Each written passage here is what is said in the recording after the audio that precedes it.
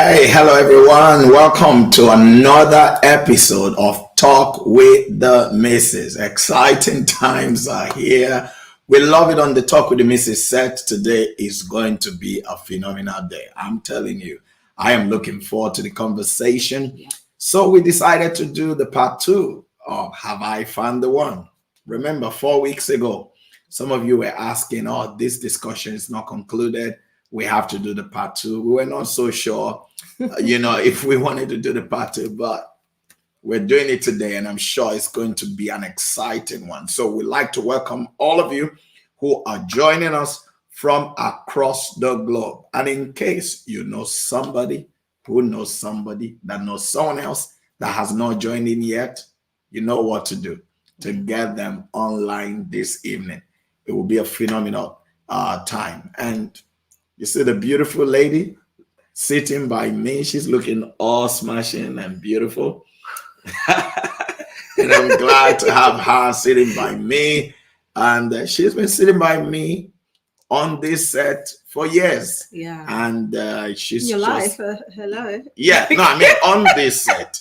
We haven't been sitting on this set. No.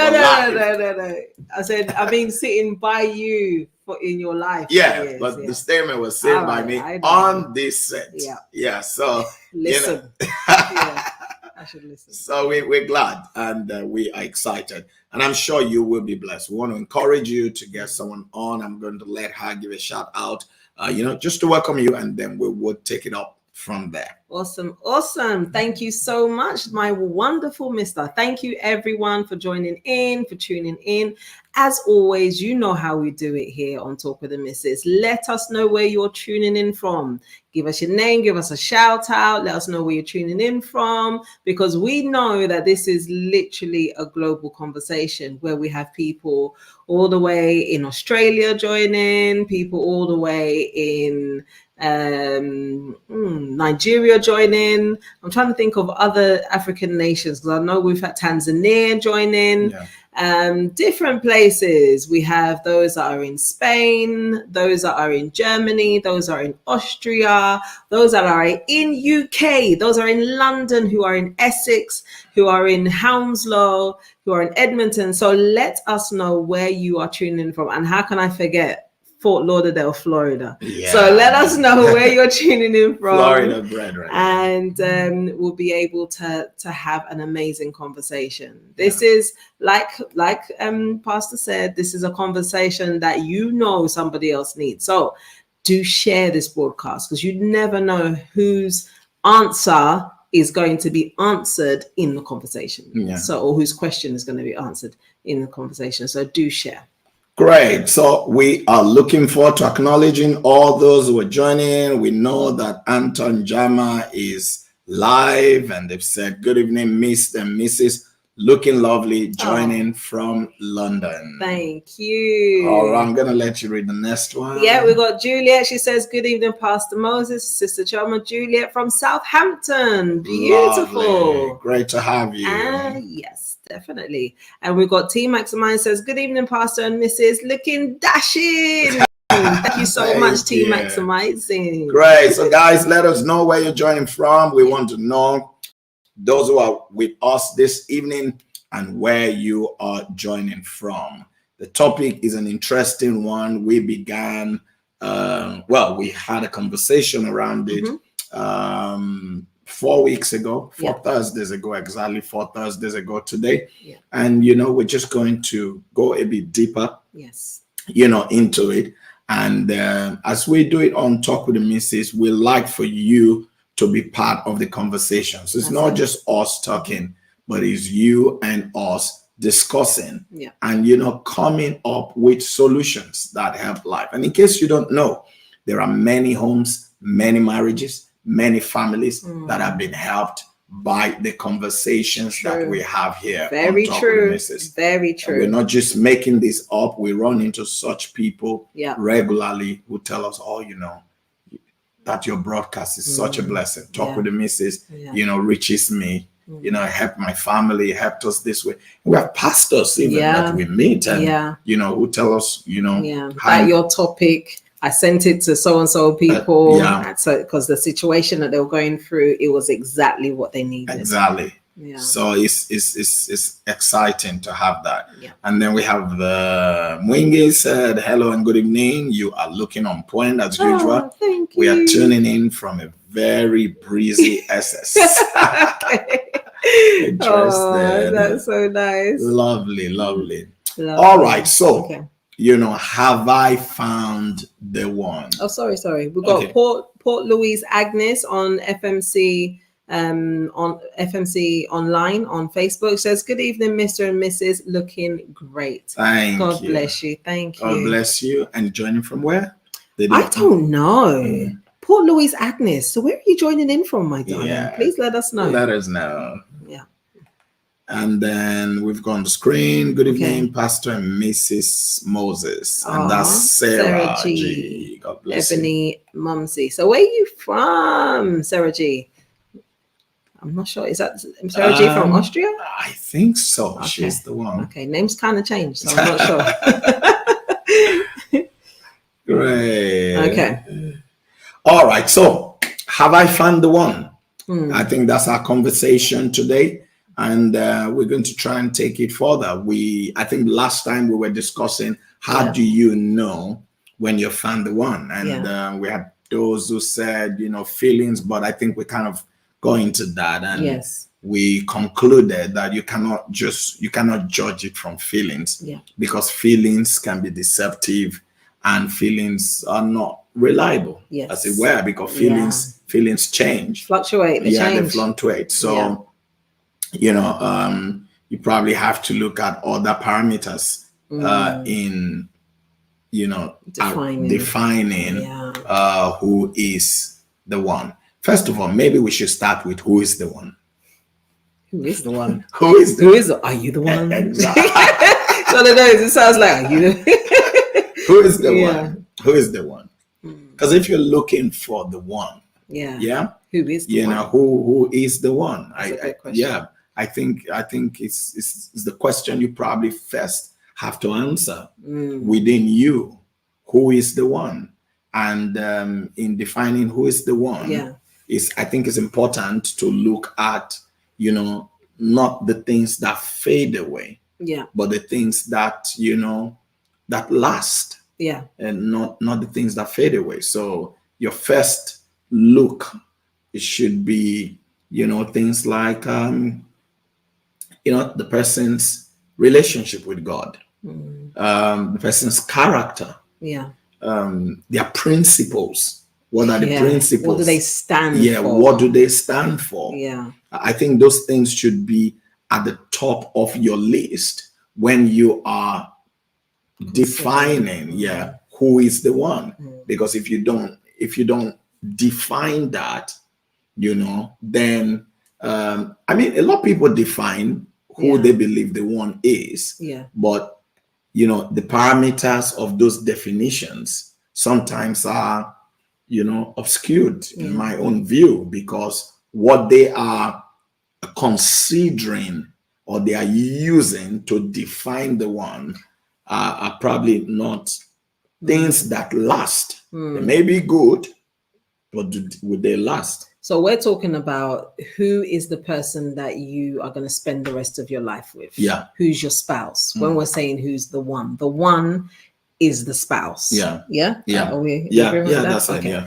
And then in defining the spouse, then we are now trying to find the right ingredients or the right characteristics or the right personality makeup that makes up that spouse. What you should actually be looking for in a spouse. And probably even what you shouldn't be looking for. Exactly. Because sometimes it's so easy to say, oh, you should look for this. The person will think, okay, I heard you, but actually I'm looking for this. Meanwhile, what they are looking for is what they shouldn't be looking for. And they're putting way too much emphasis on the things, like you said, the things that are going to fade, the things that don't, he's got a beard. One day he can actually shave it off. Is that really something that you should be using as a tick box to say, okay, he has to have a beard. And people actually use that. I know. Or he has to have a six-pack. Guess what? He can eat so well when he's married and he will have a big belly.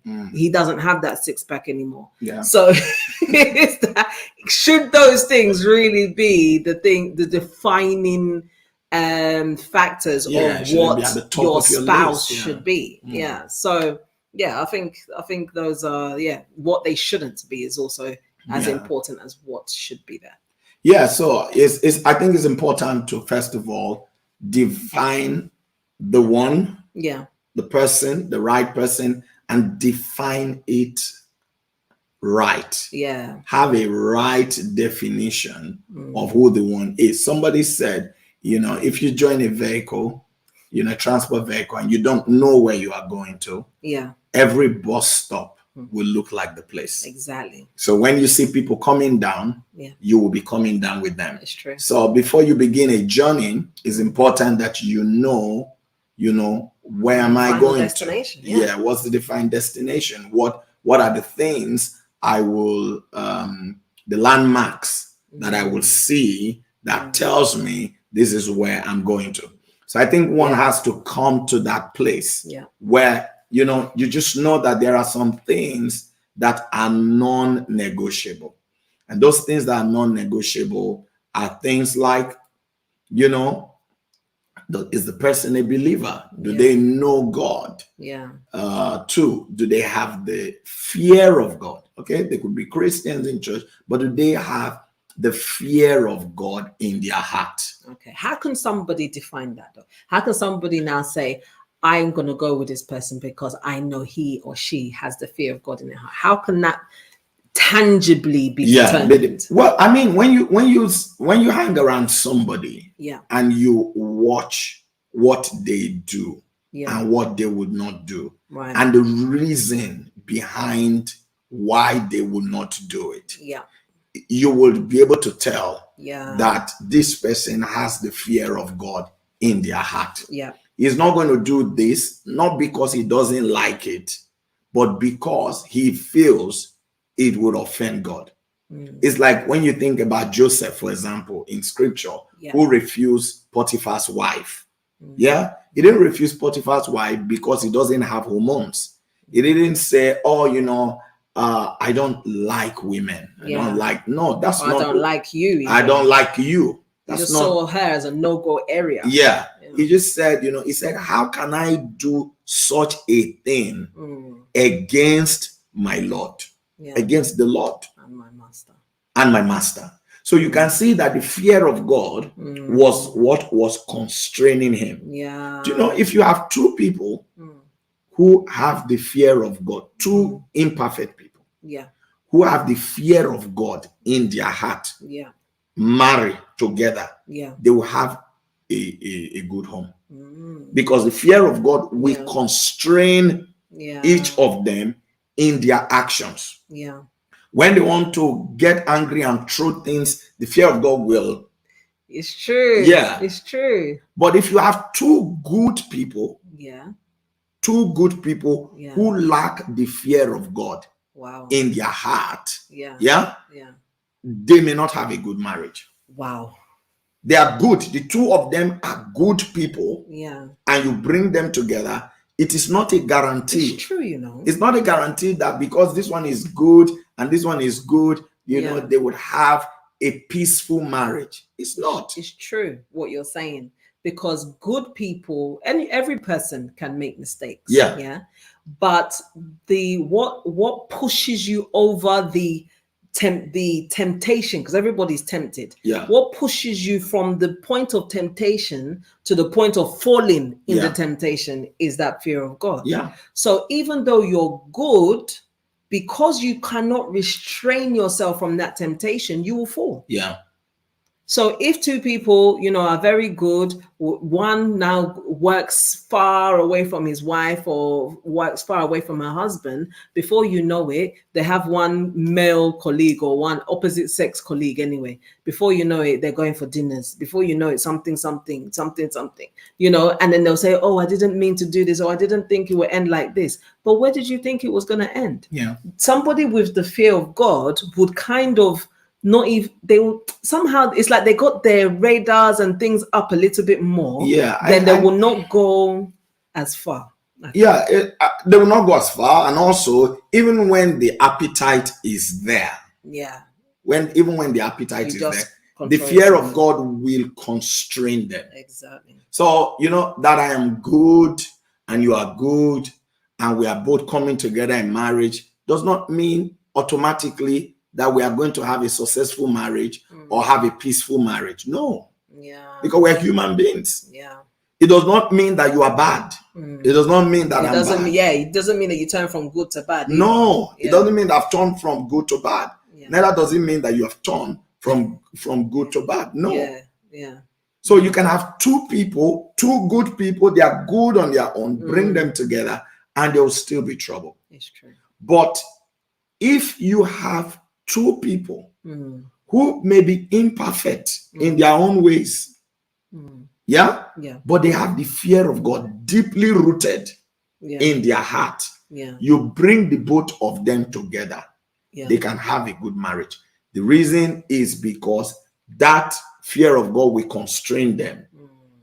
It will, when he wants to raise his hand to hit, the fear of God will constrain him. Exactly. That's the truth. When he wants to start cursing and talking down his wife, the fear of God, or the husband, the fear of God will constrain him or constrain her. So I think it's very key. So by the time you are looking at the factors, in identifying who is the one, the fear of God is key. Yeah. You want to see, okay, do they have the fear of God in their heart? Yeah. What are the principles? You have to define, okay, the principles that guide their life. Number one principle must be this Bible, the scriptures. Do they have people that they respect, they submit to? People whose voices matter to their life. And are those people, look at those people, are they responsible people? It's true. Or they are just careless talkers? Listen. And critics of people, of leaders, noble people. So by the time you make up that, as opposed to, she has to have a figure 8, blonde hair and all that kind of definition, which may be what really appeals to your flesh, but those things can change. Yeah. Do you understand? It's and true. If you base the definition of the one just on those things, at the end of the day, you'll find that, it's all those superficial things change. Yeah. Just like the trends and fashion and all the rest of it, they all change. Yeah. One thing that was hit today, tomorrow is a fad. Yeah. It's not what is doing it. It's not trending any longer. So to go by the feelings of, or the aesthetics alone of what is appeasing you, I think is a very big error and a very big mistake. And maybe because, let's be honest now, some people, that is what moves them first. Yeah. So if in case that is what moves you first, or somebody that look, just tell them, look, these things are important, but they're not a priority. Yeah, that's it. Yeah. They're important. Nobody's saying go and marry somebody that's wearing a bin bag and doesn't look after themselves. Yeah. No. But they're important, but they're not a priority. Yeah. What you should be having on your priority is the character of this person. Yeah. Can you deal with this person times 10?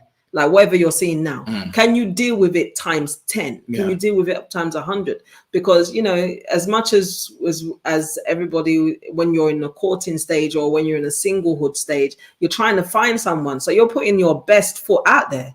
You don't want to be showing people your angry side or your annoyed side or annoying, because I think everyone can be annoying. Everybody can be annoying. So you don't want to show you don't want to show that. But the parts that you are seeing, can you put up with that times, in a magnified stage, times 10, times 100, whatever?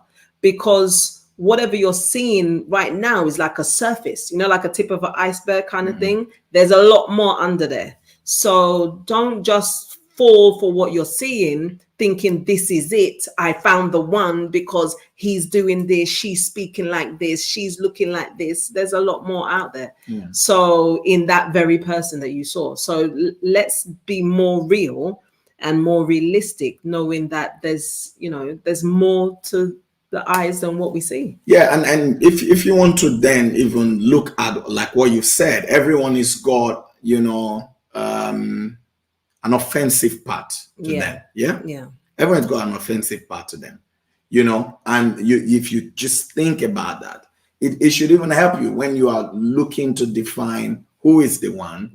If you meet somebody who does not listen to people's advice, who is very argumentative, opinionated, does not listen. There are no people in that person's life or no individuals in that person's life that no matter how much they argue, when this person speaks to them, they come down and they submit, to accept that. That's a dangerous person to be with. May not look dangerous at the time that you are both courting. And you may think, I like a man or a lady that stands for herself, fight for herself, does not back down. They are always proving. I just love it. Just love it, But you may love it at that time, but by the time the both of you now get together in marriage, and there is a disagreement between the both of you, you know that nobody. And she ain't backing down. Yes. Nobody can speak to her. She's not going to back down. Nobody's going to be able to advise her. Even her mother, nobody, because her mind is made up.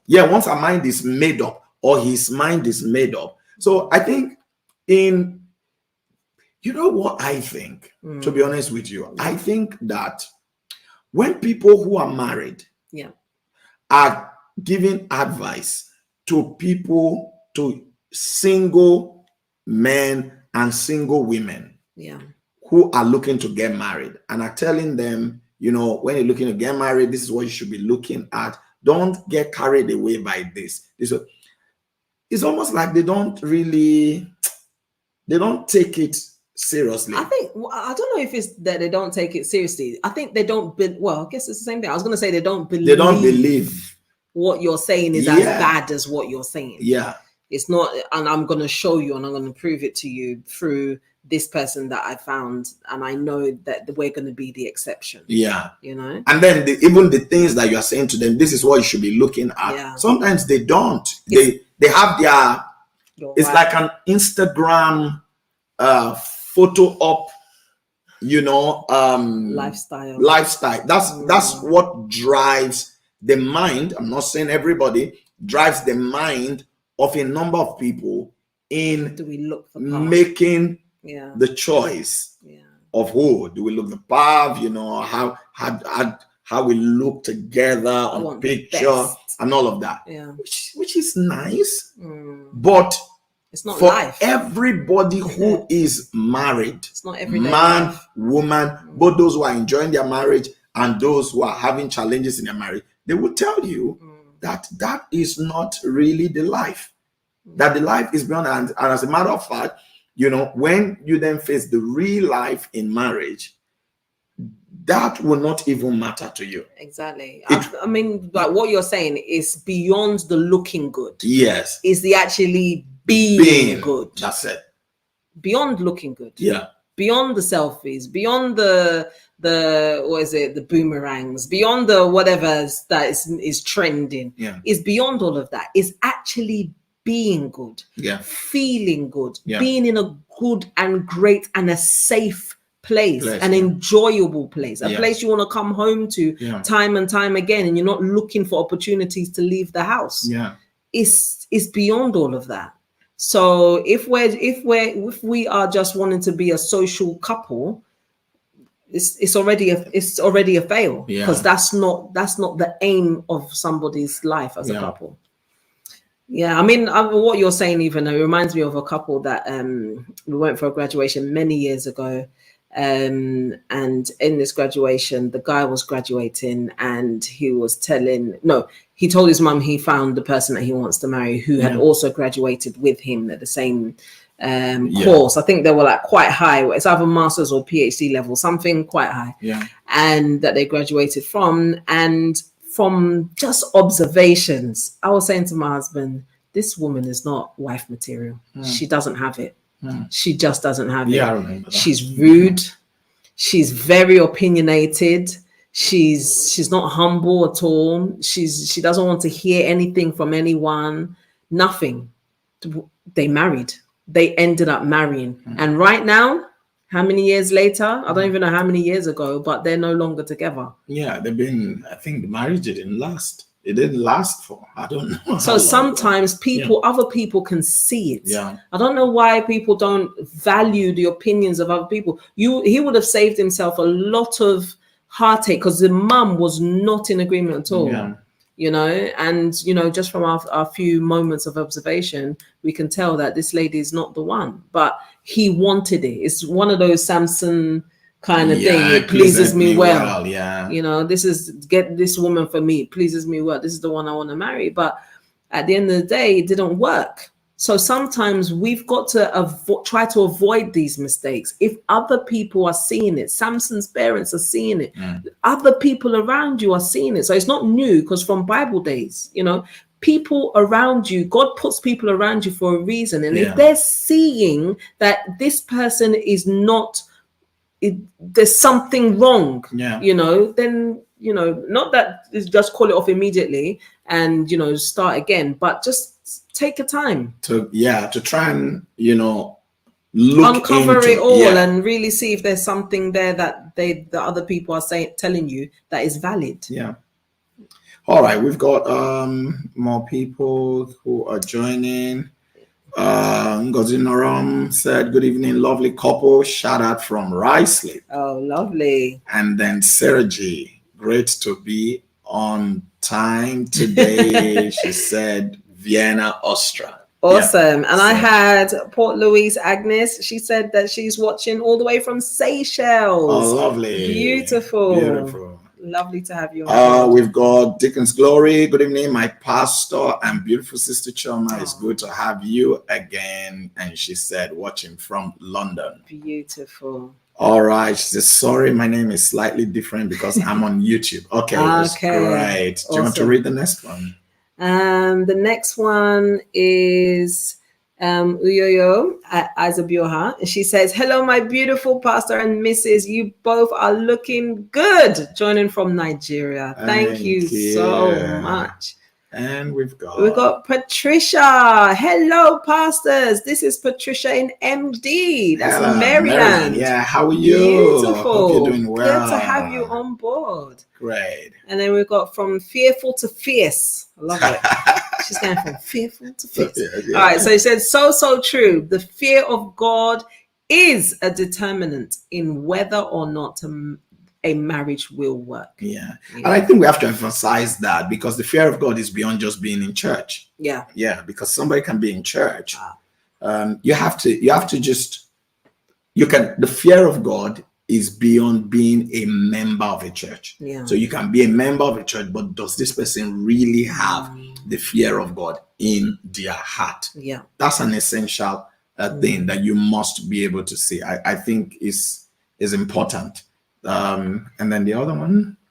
Okay. Uwa Asawata said, question, sir and ma, what do you do when you find yourself in a marriage you thought the man truly knows God, but years later you discovered it's not what you think? So you thought that the person had the fear of God. You thought they had a relationship with the Lord.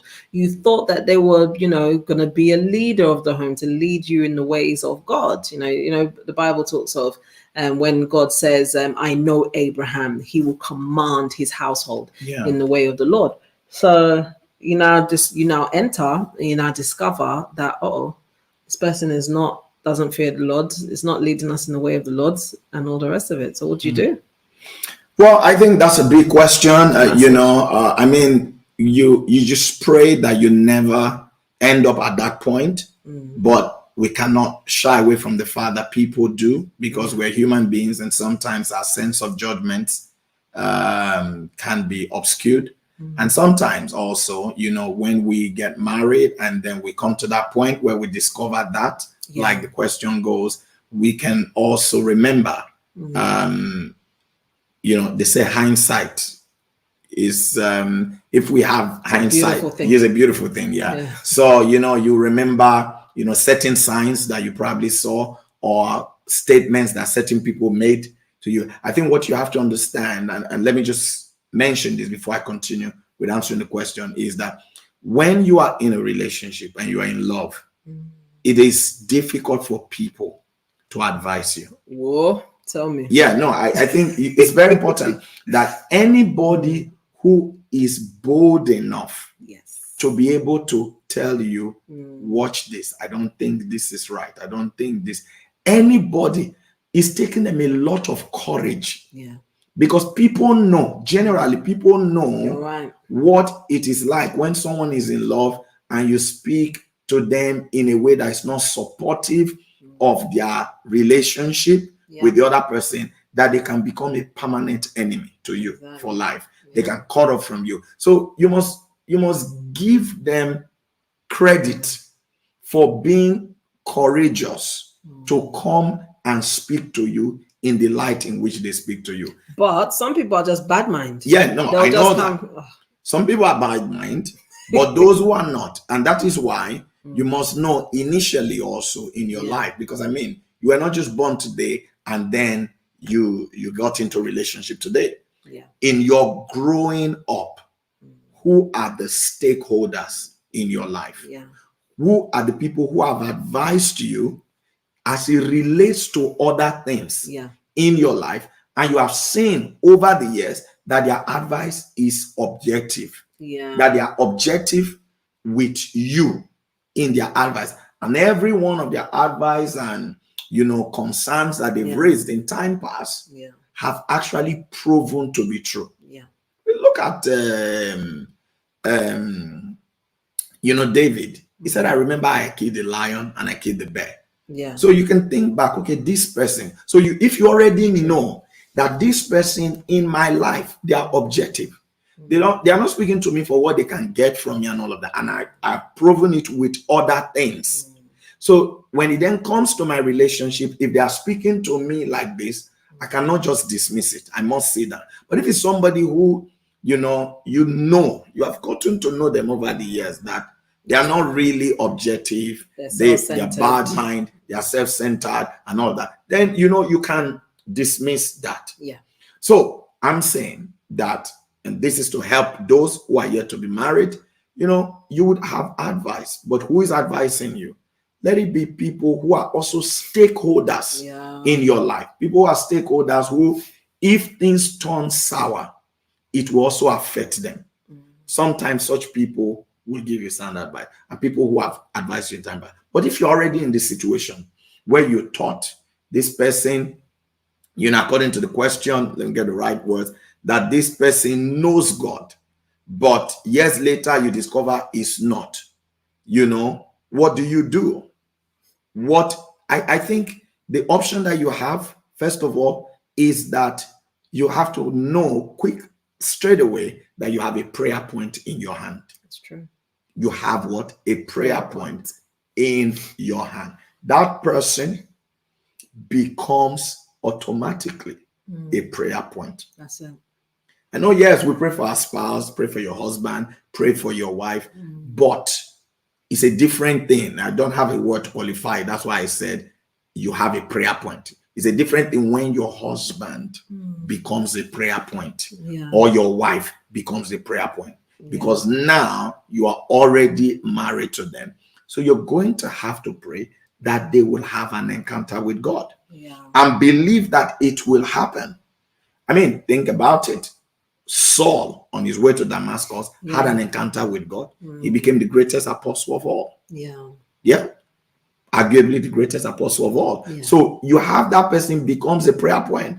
And you obviously should know that you should not get weary and tired of praying for them. It's true. The change may come on day 1, or it may come at year 10.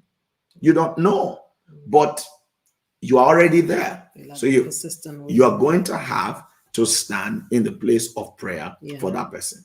I think number 2, according to the scripture, your character, you're going to have to then even employ, it's true, a higher level of character.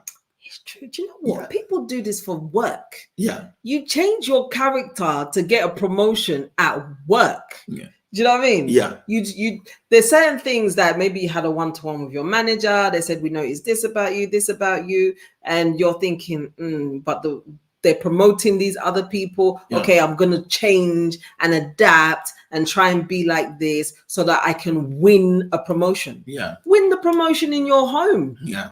Win your husband, or your wife to be the husband or be the wife that you desire ever so much. Yeah. Win them over with the change of your character. Yeah. So obviously you're going to have to, make more effort with your character. It's almost like, to be honest with you, you're not going to be as relaxed with your character as you would have been. But don't be fake.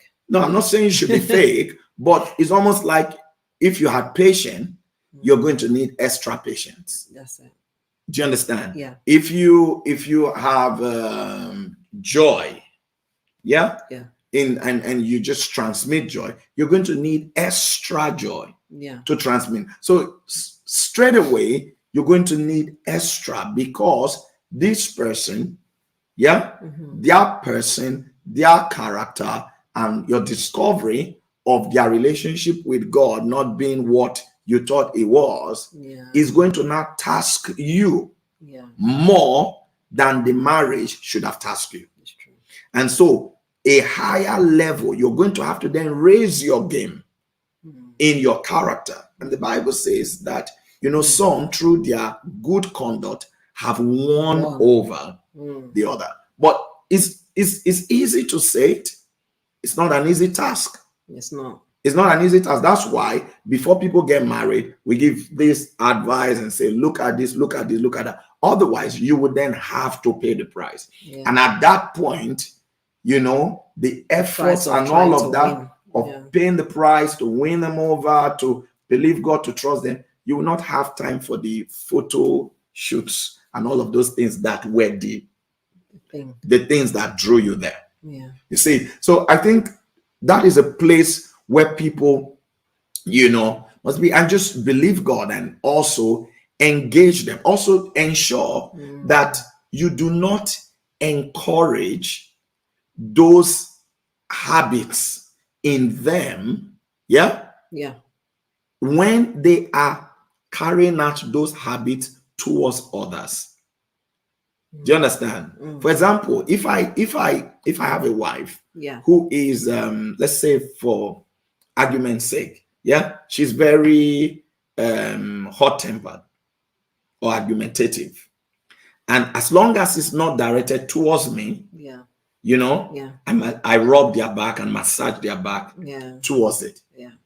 Okay, so how do you rub their back and massage their one back? day is going to be directed at me. It will, but how do people, because that statement in itself, how, like, what is the things that you're saying? Okay. Would it be encouraging them, saying, oh, don't mind that person, in fact you're right, don't worry, that person is wrong? That's part of massaging their back. If you look, for example, and I'm sorry to say it, I'm going into this, but if you take, for example, the nation of Nigeria. Okay. Yeah. Nigeria is a nation. No. I just want to give you an illustration. Yeah. Nigeria is a nation. For those that don't know. Yeah, for those that don't know. There was a point where, you had whether you say terrorists or herders or bandits, Yeah, where they're kidnapping and killing, you know, innocent, helpless people. Yeah. Yeah.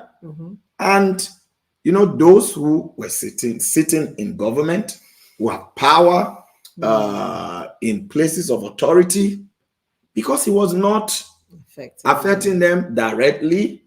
Yeah. It was like, okay, you know, sometimes you won't even hear a statement and all of that. Now, where the position of things are, the thing is now near home to them. You are having people who are, you know, near presidency being attacked. You are having AIGs of police forces as Assistant Inspector General of Police, you know, being is nearer home. Suddenly, everybody's waking up. You see it? So it is the same thing. What you know, any treatment you don't want your wife to, that if it's channeled at you, it will not be sweet. Don't encourage them to exhibit that towards someone else. That way, you also be helping them.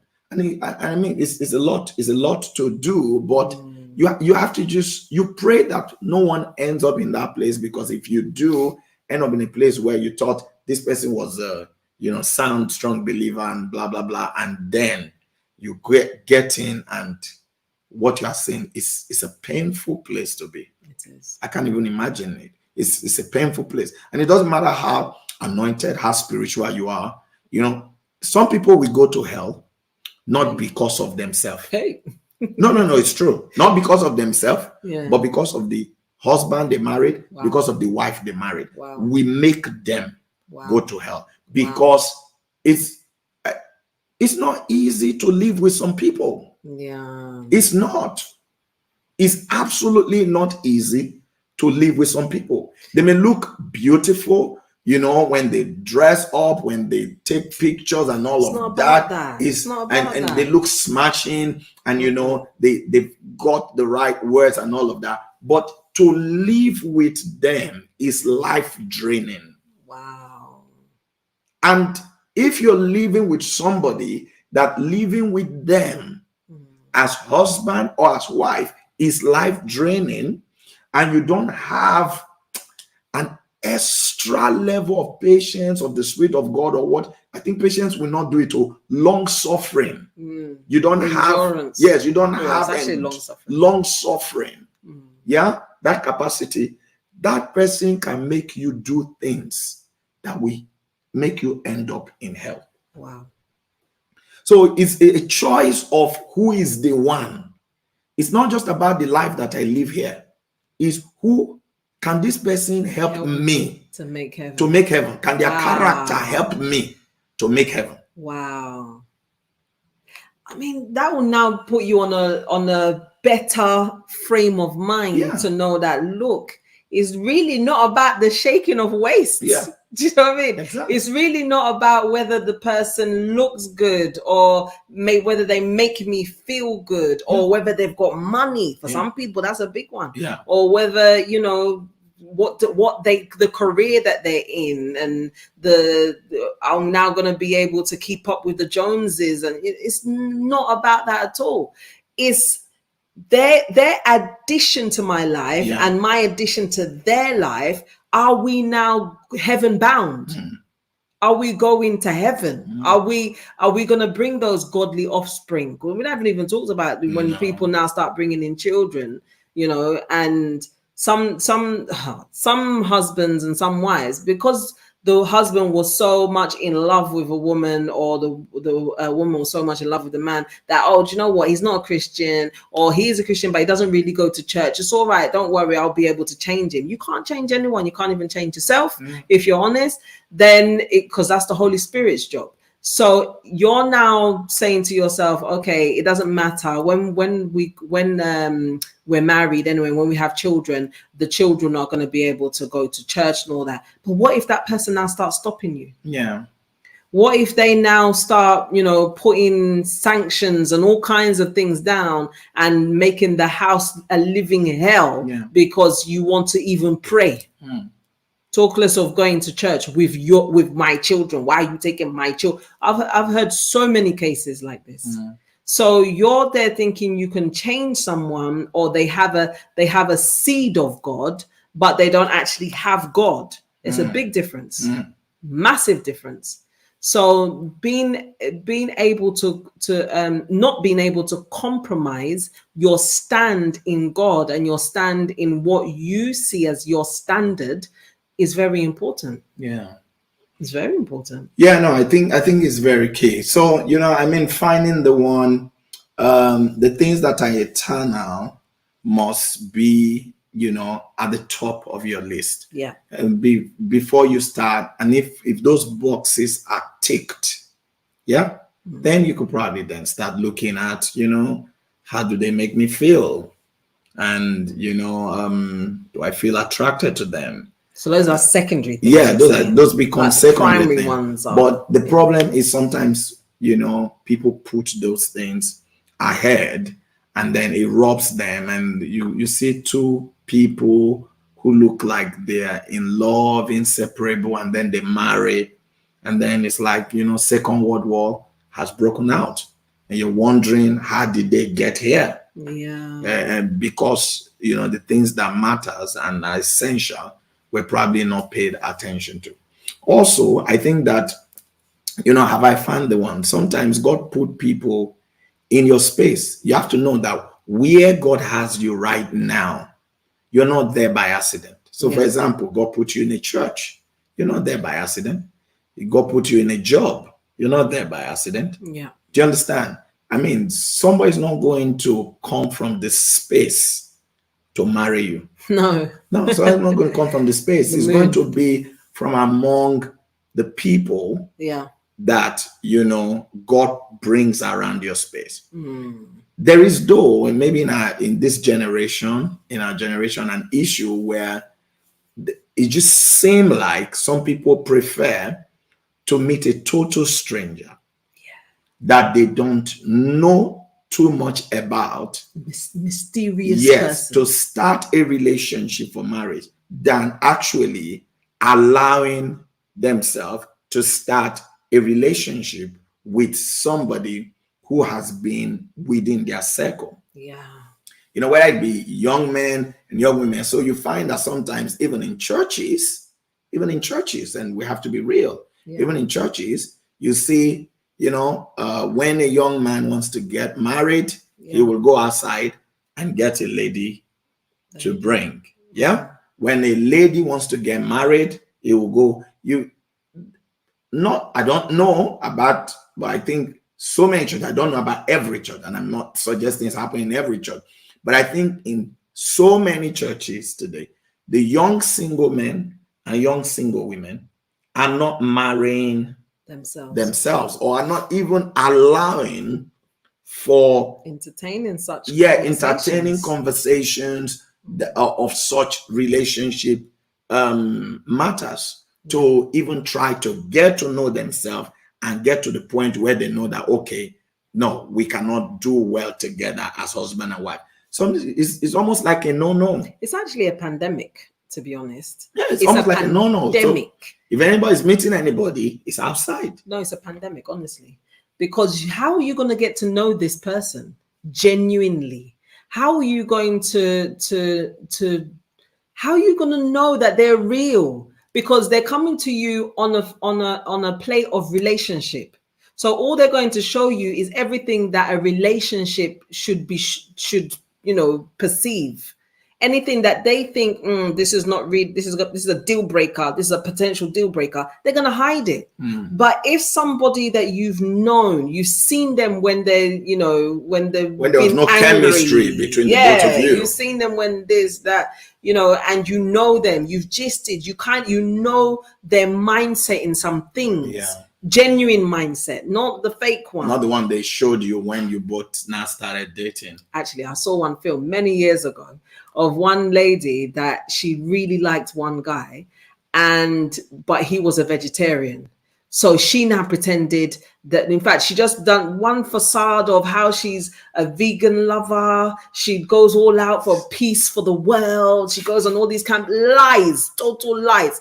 And now the relationship was now formed. Before you know it, they're engaged. They're now on the point of getting married. I think somebody now exposed one video of her eating meats. And he like, you know, he was now shocked and devastated. He's like, oh, this is you, you know, but it's because she's showing him what she knows he wants to see. Yeah. So that's the bad thing about such relationships, because you don't really 100% genuinely get to know the person. Yeah. Because you're only knowing them on the platform of relationship. Like you said, it's a pandemic. I think it's I think it is. It's terrible, especially for young men and young women who genuinely, you know, want to settle down with someone that they know, that they've known in church and they've grown up with. But I mean, if you think of a young man in a church and he speaks to Lady A, and Lady A does not entertain him, speak to Lady B. Lady B does not entertain him, speak to Lady C. I mean, by the time he's getting to Lady C, he's going to stop, because this is his church. Yeah, it's his church, and A and B have spoken. Yeah, and C knows. And exactly, and he doesn't want to now, you know, to be seen to have spoken to all the ladies in the your church. last bus stop. Is that why you came to me? And everybody's turned him down. Yeah, you know, so he's going to stop, and it's going to stop does not mean he's not going to marry. He's going to start looking outside. He's going to look outside. Do you understand? So sometimes I think sometimes, you know, we create these things. Yeah. We create these things ourselves, because it's almost like we feel that marriage, some people feel that marriage is like a trophy that I need to come and show to the people. Look at who I caught, and come and show it to the people you've always known. The young boys and the young girls and everything. And then before we now start getting to know the person, and then we now discover things that you now become counseling cases. And, you know, God save you if that person, you know, because the person does not know the people there, maybe doesn't even have respect for the leadership that you have respect for. So the leadership can't even counsel the person. It's, I don't want to talk to any pastor. So it has a lot of things. But, you know, and then you feel for those who feel, oh, the young men here are not even looking at me, or the young ladies here don't want me, so I need to go outside. So it just makes you feel, where do you then find the husband? Where do you find the wife? If you can find them in church. And if you can find them in church, then you'll probably be searching other places. In my family, my siblings, I'm the last born. My brother, then my sister, then me. My brother found his wife in the church, in the local assembly. He saw her one day, was wowed by her. Before you know it, started communication. They're married. My sister, she found her husband in the church, in the local assembly. They saw each other, started talking. Before you know it, they're married. And today he's a blessed man. It wasn't at that time that he was a high flyer at that time. No, but today, they are seriously blessed. Yeah, exactly. Then me, myself, I found my husband in the church. We started talking. Before you know it, friendship. Before you know it, we're married. So how come? And I'm the last one to marry. I've been married. We've been married for 2009 to date. So 13 years. 13 years. And all of these marriages are working. All these marriages are working. And all of them are still working. Still working. And all of them, if God forbid there's any challenge with anyone, there is someone who can counsel them. Who can talk to them, that they can listen to, because that is the root for the both of them. So there's no individual. Listen, what are we saying? Look, Abraham, when he told his servant, go to my my place. Yeah. Go and find a wife for my son Isaac. Yeah. He goes to the known place. Yeah. He goes to the place that is familiar, that he knows that the people, the wives in that kind of environment, they've been grown and nurtured very well. That's the same thing as a local church assembly. But I think that there are people who would. So there are people who maybe they don't just like it. I don't know. They feel they're going to bring a guy from outside, or they're going to bring a lady from outside. There's nothing wrong with it. There's nothing wrong. Total discounting everybody. Yeah, but discounting everybody. Yeah. There's nothing wrong with it. Yeah. You know, but I mean, if you're a guy and you speak to a lady A, B, C, D, and all of that in the same church, at a point you're going to have to stop, because you can't speak to everybody, because you become the discussion and laughing. Has he asked you yet? Laughing point. Yeah, he asked me last week. Oh, he asked me last week. Oh, he's already spoke. He spoke to this person last month. So, and he doesn't want that. When he comes to church, they lift up his hand and they'll be giving each other eyes. Yeah. So he wants to be able to serve God freely. Some will even leave the church and go somewhere else where and say, I cannot speak to anybody in this church when I find somebody else. Yeah. So I think, it's like what you just said now. Yeah. Look at your brother. Yeah. Look at your sister. Look at yourself. Yeah. And you're all enjoying your homes. Yeah. So I think also we have to be able to look at that, because sometimes when we say, how do you know that somebody has the fear of God? Yeah. Yeah. That somebody has the fear of God. Sometimes you cannot know it overnight. You have to have watched the person over a period of time. And I know that's why I said God puts us in different environments. Sometimes God puts you in a place of work, in a place of work, and puts people around you. Yeah. God puts you, maybe in a school environment and put people around you. Yeah. Put you in a church. So don't be aiming for strangers. Yeah. Yeah, I think there's just some people that the aim is for a stranger. I'm going to meet somebody. And don't turn down recommendations as well. Don't turn down recommendations, because you're so happy and people are so happy and so willing to allow an app with an algorithm and all kinds of things that you've answered a question in a certain way. Sometimes you don't even answer those questions genuinely. I think I'm not sure, but you put in some answers to some questions, and then they match someone with you. If you're this is the person. That we could be somebody that knows you and knows them, can match the two of you together, and you get to know them. Yeah, I think just get to know them. I mean, when you get to know somebody over a period of time, somebody can introduce you with somebody. Yeah. And if the both of you get to know each other over a period of time, you make a judgment. But don't dismiss it. No, don't dismiss it. Exactly. Yeah. Don't dismiss it. Over a period of time, you'll be able to then make the right judgment. Exactly. Whether or not, it's still a decision to make. Yeah. All right. So we'll just read a few things and we'll be wrapping up. Lisa Smith said, the fear of God is the foundation. I think Mwingi says she's watched that movie, and the movie is called what's it called? 27 Dresses. Is it? Yeah, I think so. Something like that. Yeah. And then we have Sarah says, Sister Chioma, these days different. A lot of deceivers in the church these days. There's deceivers everywhere and every time. No, but there's always been deceivers. Yeah. Like Judas was in the company of Jesus. The deceivers have always been there. Yeah. So we're not saying because the brother is from your church, you should marry them. No. That's not what we're saying.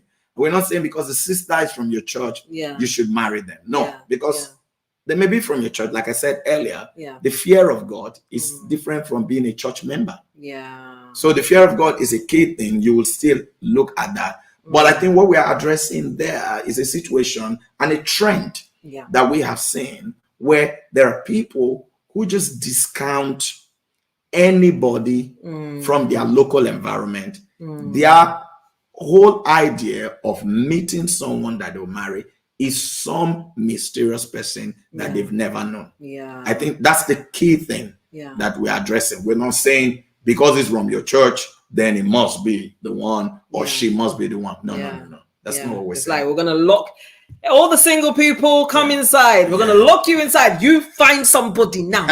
We're not doing that. We're not saying that. You're only gonna leave until you found somebody. I think that would not be good. Yeah. Yeah. Okay. Sarah G said, but Pastor, not every potential in a local church is necessarily a great match. Yeah, we agree. I mean, we've said that over and over again. He said, in the same vein, not all potential found outside the church are a mismatch. Yes, we do agree. Yeah. What matters is that that potential has a deep fear and respect for God. Exactly. That's true. Anybody who has a deep fear and respect for God, we respect you as a wife and respect you as a husband. And Sarah J said, I know of a man who married someone from a local church, someone approved by his own parents, and she became a bone of contention in his throat. So much so that it led to his losing his is it life? Something to say. She said it says left, maybe life, I'm not sure. You know. So let us know that last word. Yeah. Please. So, you know, I mean, our sincere desire and prayer is that you find the right person, that you don't end up, that you don't end up with someone that then looks like you have just, you know, earned a prayer point in your hand that, you know, you have to deal with for the rest of your life. Yeah. So, you know, but look for the essential things. Don't discount the people that God have around you right now. Yeah. Give them a chance. Yeah. Get to know them. Pray also and ask God, and God will lead you. And it may not be them. It may not be them. It may be somebody that they know that would, you know, that could connect you. So don't just be. It may be somebody that they know. Yeah, maybe somebody that they know, and then because you were very polite and you dealt with them in a noble way, that even when you separated from them and it was clear to the both of you that it wasn't going to work between the both of you. Yeah. You know, it was nice. I think that they themselves can recommend you to someone else that could just be the perfect match. Just for you. Be nice. Because I'm just remembering, literally, I think the day before it was going to be announced in our church at the time, not our church at the time, still our church, but our church, that we were going to get married just the day before. What a pastor had, a guest minister also had come from some Nigeria, and he was just talking, and he was saying, I overheard him say that he needs to get such and such for his friend. His friend wanted some, I think it was, if my memory serves me correctly, you know, these the lights that you put in the ground, the one that are solar panel sourced, so that it will just, the solar panels will light up the path of the person's garden or something. So I overheard that, and me being me, if people know all these house things, oh yeah, you can get them from B&Q. Yeah, let's go on your route home. You'll be able to find the B&Q. It's just on the right after you see this cinema. So that's just my kind of person. So he was now like, okay, thank you. So I happened to be en route in the same way. I was like, oh, it's just over there. It's just over there. You've nearly passed it, you know. So he now took that, like, wow, this person is so Very helpful. Yeah. So helpful. He was like, so he now spoke to his host and said to his host, oh, this person, this lady, I just like the way she is. There's this pastor, this person that I'm talking about is married. Yeah. Is it there's this pastor that is not married yet that I think she will be really good for him. The way that she is so helpful. She didn't have to say anything or do it. She just went all out of her way. They said, so his host now said, hold on. That one is taken. Already, thank you. That Don't one is recommend taken. her to someone else. She's taken. But you see, just being nice. Just be nice. Yeah. So it's our prayer, you know, for those who are believing God to settle down, whether a brother or a sister, that God will bring you to the right person. Those who are in marriages where there are challenges, that God, you know, will give you victory and, you know, change in that home. Because, I mean, you deserve to enjoy your life. And you do deserve to enjoy your life. In this world, we all work hard. People work hard. I mean, people work hard. So you don't want your home that is supposed to be a joy for refuge for you to become another labor ground. No, you don't want it to be that. Yeah. So, we pray for those who are having challenges that God will step in and change the dynamics of things for you. And that, you will actually live the life He's designed you to be. We're going to be wrapping up. You want to say final word? It's a brief one. He's quantifying the final word. But because our time is up. Finding the one is not always easy. But with God, He would help you. Amen. So follow the ways and the paths and the design that God has already set before you. He's put you in a place for a reason. It may not be the exact person, but just being nice and being kind and being friendly could open the doors to the right person. Absolutely. So be good, be your best, and just trust God to lead you to that right person. Amen. Well, people, God bless you. Thank you for joining us again for this episode of Talk with the Missus. Yeah. You know that tomorrow morning we will be live on the Anzam Privé platform by 6 a.m. Yeah. This week, we're praying for our August Oran settlement. And this is a beautiful month. We are now in Goshen. Amen. And we will experience the Goshen experience. Together. That's it. That's a family. And it's a beautiful month. This month actually in church, we'll be dealing with families. It's like a family month. So every Sunday, it's packaged to reach one area or the other of the family. So join us this Sunday at FMC, 10 a.m. You and your family. Joining online if you're abroad. And, let's all partake of what God will be doing. Amen. We love you guys. My wife is going to talk to you briefly about subscribing, and then we would wrap up. Yes. Do subscribe to this very platform that you're on. And in case you are on from another platform, then go to FMC Online. That's our Facebook channel and Facebook page. Sorry. FMC TV is our YouTube channel, and Pastor Moses GCF is both on YouTube and Facebook. So do subscribe, do press the like button, like this video as well. Yes, if you were watching on YouTube, and in case you weren't watching YouTube, go on YouTube and like the channel, like the video, so that YouTube can recommend it to other people. There's loads of people that need to know how to find this spouse. So click that like button, and that will help to promote it in the feed of others that are watching on YouTube. Thank you, guys. We appreciate you. We love you guys, and we would see you again in 2 weeks' time. And guess what? It's going to be, that's when we have the Family Life Conference. Family Life Conference. Well, it's the week after that. It's the week after that. So, yes, Family Life Conference is happening on the 25th. Yes. That's true, guys. Yeah. Literally, if you're in London, if you're nearly in London, if you're kind of in London, or if you will be in London, on the 25th of August, this very month, we are having a live audience talk with the missus. Yeah, man. Where we can be discussing face to so face. We're sitting on the set. We're gonna have the live audience. So it's a very proper live audience talk show. That's it. Your questions are gonna be live. The answers are gonna be live. I mean, it's live. Yeah, it is. It's live now anyway. Yeah, it's live. For those, we're doing it live. It's Thursday, the 4th of August at 8:11 p.m. It's live. Yeah. But you're gonna have an audience joining us. Yes. And you're gonna be part of that. And you will be the audience. So we'd love you to join us. And it will be at Faith Miracle Church, that 25th. Then on Friday the 26th. And so, first of all, Thursday the 25th, 7 p.m. And then on Friday the 25th, 26th, we will be having a seminar, all focused on the family, 7 p.m. And then on Saturday, we would have Saturday 27, 2 p.m. We have a picnic at a park just by the church. So come to the church and you will get your way. You will be directed there.